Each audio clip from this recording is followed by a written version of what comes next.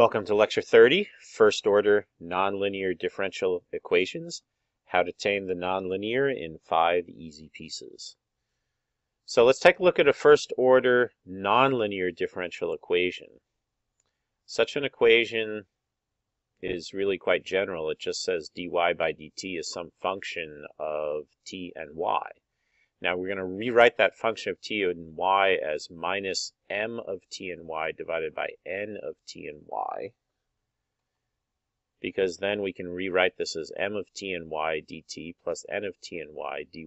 Notice the construction into the m and the n is not unique, and indeed that freedom that we have in deciding how we're going to choose the m and the n is the kind of freedom that we may need in some cases to be able to actually solve the differential equation.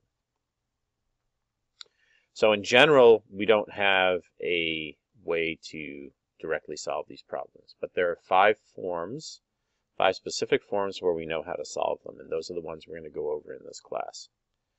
I call them the 5 easy pieces. They're really not all that easy, but they are cookbooks, so you really just have to figure out how they work and figure out how to identify when you're able to use a particular technique, one of the 5 easy pieces. So we're going to investigate each case in turn, and we're primarily going to be doing this through explicit examples that we're going to work out. Okay, so piece number 1, reducible to a linear equation. In this case, what we're going to find is a change of variables is going to make the equation into a linear first-order differential equation. We already know how to solve those equations, so that's going to effectively solve the problem for us. A classic example of this is a differential equation called the Bernoulli equation with n not equal to 1. It turns out if n equals 1, this is already a linear equation. The equation is dy by dt plus q of ty equals r of t times y to the n. It looks just like our first-order differential equation except for that extra y to the n on the end. Now, of course, if n is equal to 0, that's our old equation. If n is equal to 1, that is a homogeneous linear differential equation with the q going to q minus r. If n is anything else, it's a nonlinear differential equation. So the trick is that we let w equal y to the 1 minus n. Then I can immediately calculate dw as 1 minus n times y to the minus n dy. Because n is not equal to 1, that thing is not 0 on the right-hand side. And then I can rewrite dy by dt is 1 over 1 minus n, y to the n, dw by dt. So we're going to substitute this into the differential equation. And as we do that, what we find is 1 over 1 minus n, y to the n, dw dt, that's the old dy by dt, plus q of ty plus r of ty to the n, equals, r of ty to the n. Now, what we're going to do for our next step is we're going to divide by y to the n and multiply by 1 minus n. So we're going to isolate dw dt is equal to 1 minus n q of t y to the 1 minus n, and that equals 1 minus n times r of t. Now, you may or may not have seen the miracle, but the miracle is w is equal to y to the 1 minus n. And you see there is no y or w on the right-hand side. So indeed we find dw by dt plus 1 minus n q of t w equals 1 minus n r of t. This is exactly a first-order linear differential equation for w, but with a new q and with a new r. Each of them are just multiplied by 1 minus n. And so now all I do is I solve the differential equation for w, linear equation, and then I take the 1 minus nth root of that, and I will get y. So that's the strategy for a equation that is reducible to a linear equation. We're on to our next technique, piece number 2, separable equations. And in this case, the differential equation is going to have m being a function just of t and n just a function of y. And then when we write it as n of y dy equals minus m of t dt, you can immediately see we can integrate this thing. We're going to integrate from y0 to y n of y dy, and that's going to equal minus the integral from t0 to t m of t dt. And of course, we're using the notation where y of t0 is equal to y0. That's it. You just perform the integrals, and you solve for the y, and you're done. So here's an example. dy dt is equal to ty squared. we can write that as dy over y squared equals t dt. And we're going to have an initial condition of y of 1 is equal to a. Then we have the integral from a to y, dy prime over y prime squared equals the integral from 1 to t, t dt. I can do both those integrals. The integral of the y integral becomes 1 over a minus 1 over y. The integral of the t becomes 1/2 t squared minus 1. I solve for y, and I find y of t.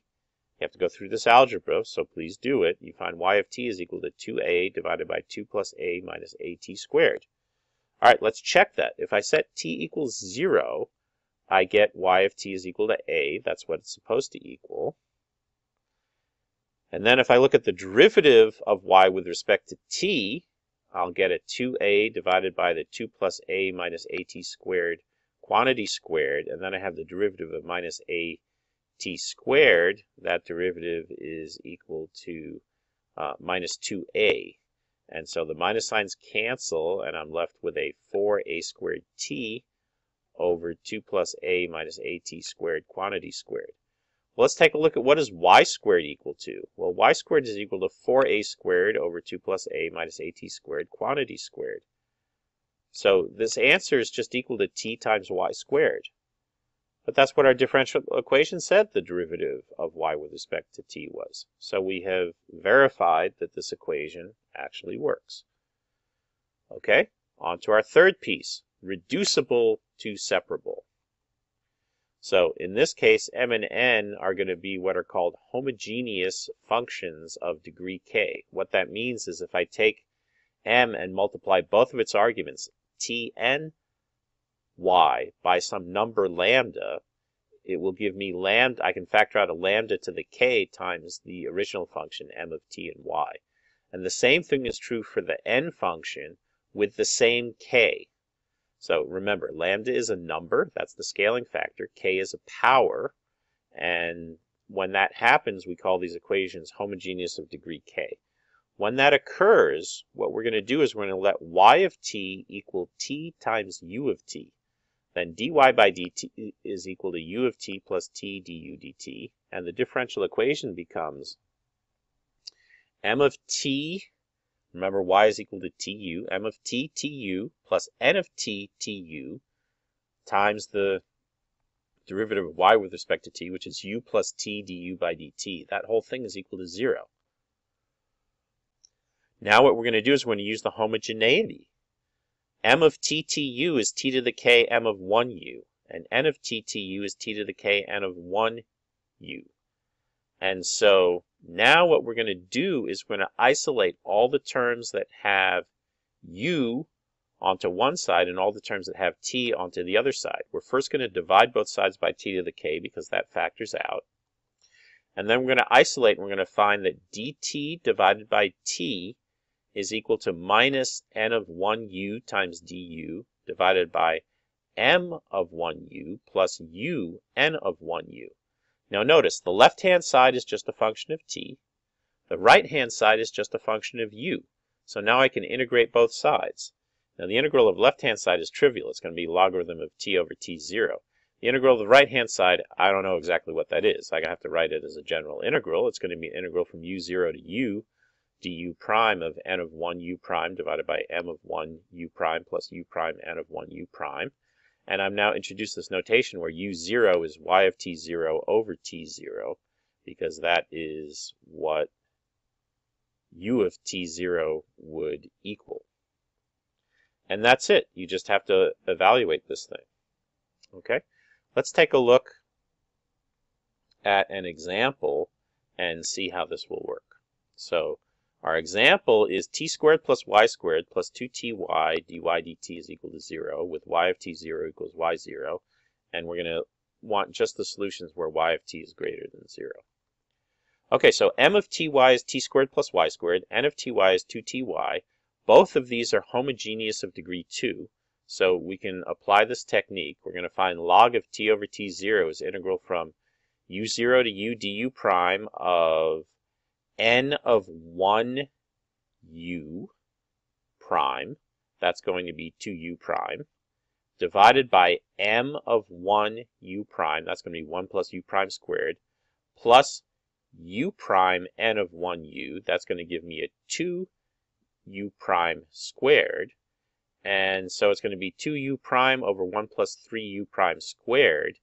You see that you can immediately integrate that thing. It's going to equal minus 1/3 the logarithm of 1 plus 3u squared over 1 plus 3u0 squared. Okay, be sure that you can actually do that integral. Okay, now what I'm going to do is I'm going to take the exponential of both sides. I'm going to multiply by a 3, the whole equation by a 3 before I take the exponential. I'm going to take the exponential of both sides. I'm going to find t over t0 cubed is equal to 1 plus 3u0 squared over 1 plus 3u squared. I had to take the reciprocal of the right-hand side. And now what we do is we solve for u. So t cubed plus, we now substitute in what u is equal to, and we're going to then solve for y. So u, as you remember, is equal to y over t. And so when we multiply by 1 plus 3u squared and by t0 cubed, we do that cross multiplication. I'm going to get t cubed plus what is 3t cubed u squared, but that's equal to 3ty squared. And that'll equal t0 cubed plus 3t0 y0 squared. And now I just solve for y. So y of t is just going to equal t0 cubed minus t cubed plus 3t0 y0 squared divided by 3t, and I have to take the square root of it. And I take the positive square root because y of t is bigger than 0. Okay, we've now solved the problem. Let's check. Let's put t equals t0. If I plug in t equals t0, you see y of t is indeed equal to y0. And now let's evaluate the derivative of y with respect to t. This is a little complicated. There are two terms that come out. The first one is a minus 3/2 t squared over the square root. And then the next term is a minus 1/2 the square root divided by 3t cubed. And now if we take that object, multiply it by 2ty, and rearrange it, you immediately see you can get minus t squared minus y squared out of that multiplication. Please go through and carefully check that algebra.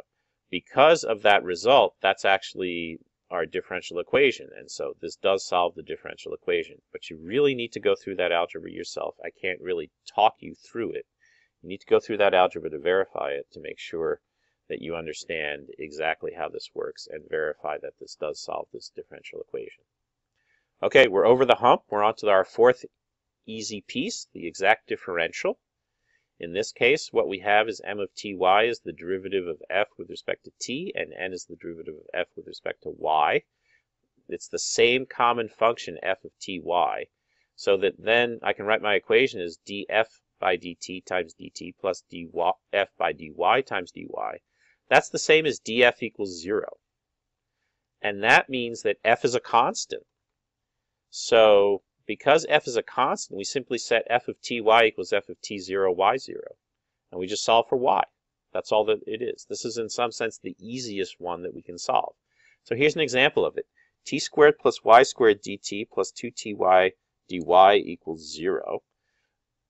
You can verify that if you pick f of ty as 1/3 t cubed plus ty squared, if I take the derivative of that with respect to t, I will get t squared plus y squared. That's m of t. If I take the derivative with respect to y, I will get 2ty. That's n. And so, indeed, this is an exact differential. And now I just take f and set it equal to f evaluated at t0, y0. So I get 1/3 t cubed plus ty squared equals 1/3 t0 cubed plus t0 y0 squared. Let's just solve for y. If you're savvy, you recognize we just solved this problem on the previous slide. You get y of t is equal to t0 cubed minus t cubed plus 3t0 y0 squared divided by 3t. We already verified this satisfies the differential equation. You can go ahead and do it yourself again if you'd like to, but trust me, this will satisfy the differential equation.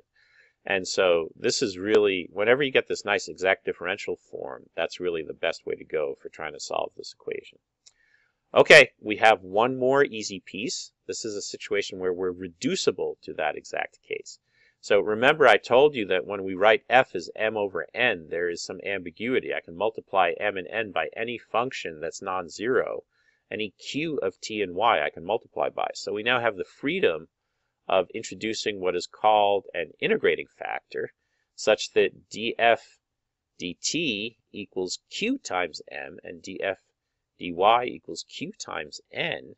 If we do that, then we can use this exact differential method on f to solve the equation, just like before. Then df is equal to 0, and indeed we just have f is equal to a constant as our solution. So this line of reasoning is showing you exactly why this works. It solves the original equation, and so we just set f equal to the constant as we said before.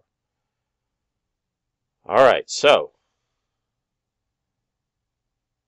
one thing that you have to keep in mind is the mixed second derivatives must be equal. So the condition for this is dm dy equals dn dt. Or if we add in our arbitrary q, the derivative of qm with respect to y must equal the derivative of qn with respect to t. That's the criterion that we have to solve in order to be able to solve these equations using this exact method. So let's take a look at an example. Our example is going to be 3t to the fourth minus y dt plus t dy is equal to 0. That doesn't immediately look like it's very good. Let's take the derivative of m with respect to y. That's minus 1. The derivative of n with respect to t, that's plus 1. Those aren't equal to each other. So the exact differential method isn't going to work. But it turns out, and you're going to have some discussion in the book and in the homework, that if I form 1 over n dm dy minus dn dt, you see that's equal to minus 2 over t. It's independent of y. Because it's independent of y, if I integrate that thing and take the exponential of the integral of that thing and use that as my q of t, that will turn out to be the correct integrating factor. So it turns out the correct integrating factor is 1 over t squared when I go through that algebra. Now, remember, I didn't show you that this is the right thing to do, and you're going to have a little bit, if you look in the book, it talks about this, and we're going to have some little more experience on the homework and going over this as well. But all we have to do is multiply by q. When I multiply by q, I change the equation to 3t squared minus y over t squared plus 1 over t times dt plus 1 over t dy is equal to 0. Now I can calculate the derivatives of these things, and you can see that the derivative of this m tilde with respect to y is minus 1 over t squared, and the derivative of n tilde with respect to t is minus 1 over t squared. So it is exact. And the function f is the integral of that thing, so it's just t cubed plus y over t. And now we just set that equal to each other. So t cubed plus y over t is equal to t0 cubed plus y0 over t0. And now we just solve for y. Well, since y enters there linearly, it's almost a trivial equation to solve for y. We find y of t is equal to t times t0 cubed minus t cubed plus y0 over t0. Let's check. Plug in t equals t0. See, the t0 cubed minus t cubed terms cancels. And then the t0 times the y0 over t0 gives me y0, so it has the right initial value. And now I have to take the derivative with respect to t. So I'm going to get, when I take the derivative with respect to t, I'm going to get one term that's going to just be the t0 cubed minus t cubed plus y0 over t0. And then I'm going to get an extra term, which is going to be a minus 3t cubed. And so the net is that I get t0 cubed minus 4t cubed plus y0 over t0.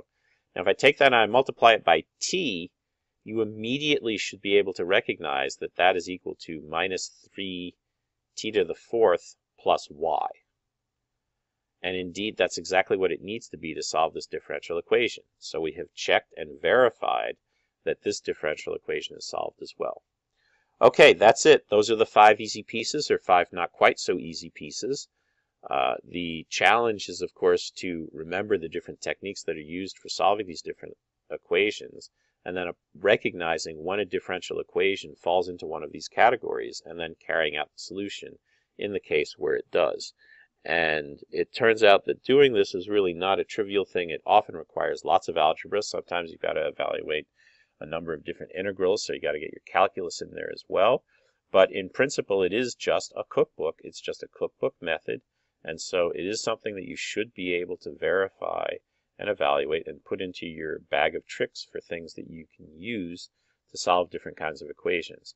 Of course, for me, because I don't solve these equations all the time, I just remember that there are these kinds of techniques.